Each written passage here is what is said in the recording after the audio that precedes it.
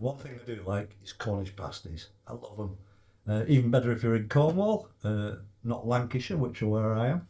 But they're simple to make, so let's crack on and make them. Okay, the first thing I can recommend is getting yourself a decent sized bowl. Don't try and fit everything into a small one like I did, which was a bit stupid. Right, the strong flour. You need the strong flour to make it a bit more pliable, the pastry, that's all. Just prevents tearing when you're trying to make a pasty. I'm using half butter and half lard to put the fat into the pastry, and it just gives a nice taste with the shortness of the lard.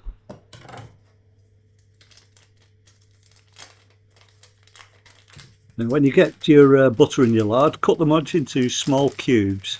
This will help when you're actually rubbing in the flour later.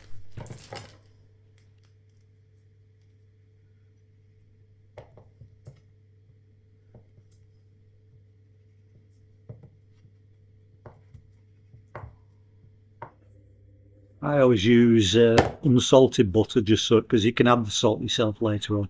You put salted butter in, you're a bit stuck with how much is in the butter already.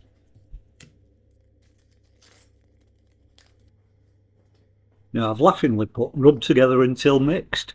This took ages. It's one of those things, if you send your mind somewhere else while you're doing it.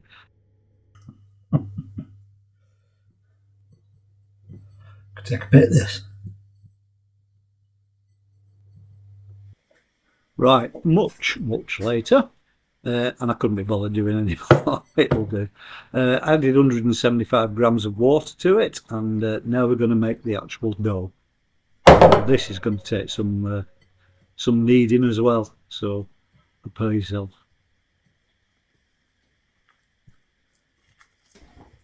Okay, finally, tipped it out on the counter, and basically don't add any more flour to it, just keep rolling it and kneading it. You need to really get it to so it's like elastic. You'll do it. Just keep on. It seems like it's never bloody ending, but honestly, eventually it'll all come together. Gets easier after a while. There we go. It seems like there is a lot of hard work in this, but it's worth it. And don't forget, if you use shop-bought short crust pastry, it'll be made with plain flour, and this is better. So you need what's really important is you need to wrap it up, stick it in the fridge for a few hours. This will help it get more pliable and more elastic later on. Right, thank God that's done, and now we can get on to the filling. Okay, most important is beef skirt. This comes to the bottom of underneath the belly on the cow, and it's no fat, there's no gristle, there's no bones. It's a fantastic piece of meat. It cooks the same time as the vegetables, and it's such a nice taste. And it's distinctive, so really try and get hold of beef skirt if you can. Put it into small cubes. Now this can be any size really, but I was always told use your fingernail as a guide. So these are about the size of one of my fingernails, probably. And the smaller you make it, the less chunky it'll be inside the pastry as well, which means it's less chance of actually poking through. So that's always useful. Right, well you might be thinking, what if I can't get hold of skirt steak? Well, you can use flank, or you can use flat iron steak. They're all pretty similar. They're very flavourful, although flank's actually a bit chewier. So be warned. Okay, get your onions. Chop these again about the same size as a fingernail. You want all your vegetables exactly the same size so that they all cook at a similar time. And within an hour in the oven, they'll all be lovely. So say this. It's quite rough, I've got to be honest. There's no need to measure it. Rightio, one of the things that's important putting your Cornish pasty is Swede. It's a bit more confusing, seeing as the Cornish actually call it a turnip. But it's not a turnip, it's a Swede. Or a rutabaga, apparently, that's what it's called in the States. Cut this again, same again, into small strips, size of your fingernail. Happy days. If you can't get hold of Swedes, you can use turnip, although Swedes are actually slightly sweeter, so bear that in mind. But yeah, turnip's quite acceptable substitute for making. Right, last thing for the filling is your potatoes. Try and get a waxy potato like Cornish Piper or something like that. If you use a floury one, they can break up easily inside the pasty when you're actually cooking it. So these will keep them nice and whole. There we go. And lastly, a good lashing of salt and pepper into your mix. I've used Cornish sea salt. Didn't know I had that in the cupboard, but there we go. It's Cornish. Just a couple of sprinkles of this, make it nice and tasty. I've used white pepper because I like the taste of white pepper better, but you can use black pepper if you want to. White pepper's really nice if you can get it. Right, now we've got everything cubed.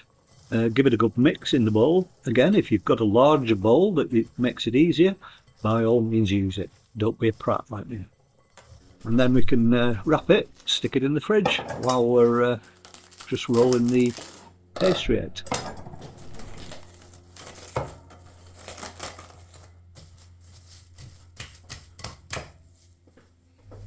Okay, now it's time to roll your pastry out. Do these all at once and then makes it easier for the filling later.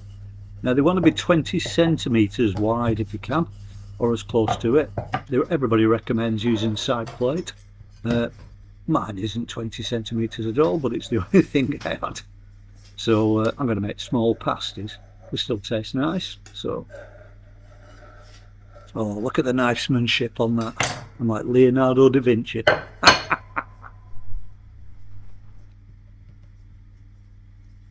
Right, now it's time to put the mixture in. Now, obviously, you'll have to use your judgment on this. Mine are a bit small, so I couldn't quite fit as much in as I wanted to. So it needs to be about an inch away from the edges, just so that you can press it down later. I'm going to fold it over. Wet the edges just so that it'll stick when you're doing it. I'm using milk.